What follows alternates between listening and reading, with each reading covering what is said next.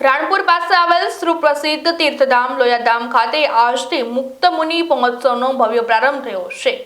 આગામી 31 ડિસેમ્બર સુધી ચાલનારા આ મહોત્સવમાં ભારત ઉપરાંત અમેરિકા, કેનેડા સહિત 12 દેશોમાંથી હજારો હરિભક્તો ઉમટી પડશે।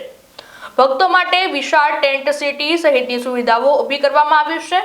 મહોત્સવના મુખ્ય આકર્ષણ તરીકે 50 વીઘા જમીનમાં ભવ્ય સાંસ્કૃતિક પ્રદર્શન તૈયાર કરાયું છે, જેમાં કલાત્મક પ્રવેશદ્વાર, પૌરાણિક પ્રસંગોનું જીવન ચિત્રણ અને બાળકો માટે વિશાળ બાળનગરી, વિજ્ઞાન મેળો તેમજ એન્જોય પાર્ક બનાવવામાં આવ્યા છે। મહોત્સવ દરમિયાન વિવિધ ધાર્મિક કાર્યક્રમોની હારમાળા યોજાશે, જેમાં 23 ડિસેમ્બરે શાકોત્સવ અને ગ્રંથ વિમોચન, 24 ડિસેમ્બરે ઠાકોરજીની સુવર્ણ તુલા અને મહાઆરતી, જ્યારે 27 ડિસેમ્બરે રક્તદાન કેમ્પનું આયોજન થશે। આ ઉપરાંત 29 ડિસેમ્બરે લોક ડાયરામાં અભયસિંહ રાઠોડ અને ગોપાલ સાધુ પોતાની કલા પીરસશે। 30 ડિસેમ્બરે 50માં સુવર્ણ દીક્ષા મહોત્સવની ઉજવણી સાથે આધ્યાત્મિકતા અને સંસ્કૃતિનો અનોખો સંગમ રચવામાં આવશે। દરરોજ સવાર સાંજ લીલા કથા અને સંતોના વ્યાખ્યાનનો લાભ ભક્તો મેળવી શકશે। જય સ્વામિનારાયણ। હું સાધુ દર્શન વલ્લભદાસજી, સ્વામિનારાયણ મંદિર લોયાધામ।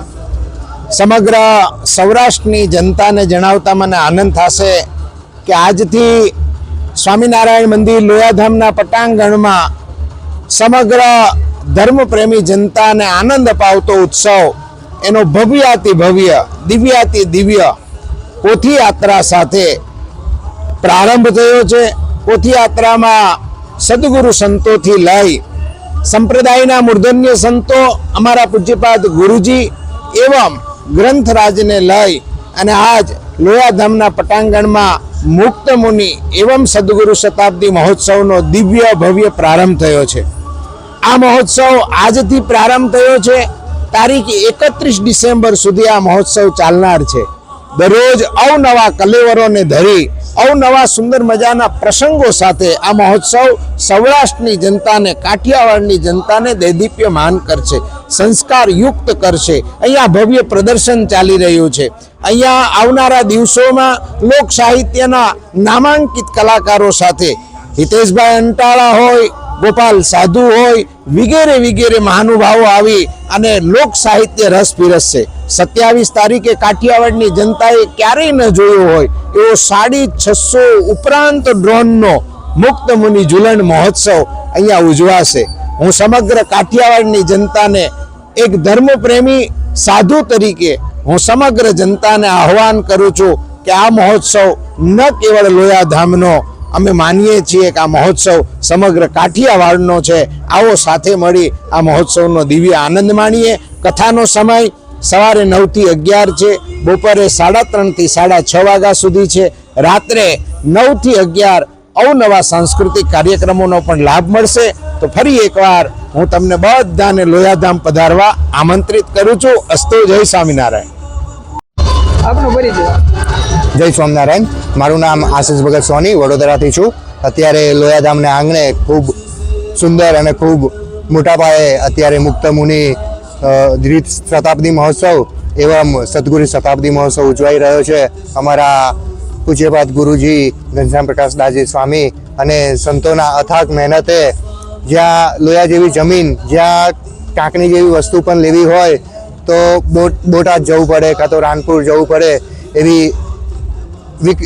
કઠિન પરિસ્થિતિ એવી જગ્યાએ જ્યારે આટલા મોટા પાયે ઉત્સવ ખૂબ સુંદર, અત્યારે હરિભક્તોનો મેળાવડો પણ એટલો છે, વળી સાંસ્કૃતિક કાર્યક્રમ પ્રોગ્રામ એનું પણ અહીંયા આયોજન કરેલું છે, પ્રદર્શન છે।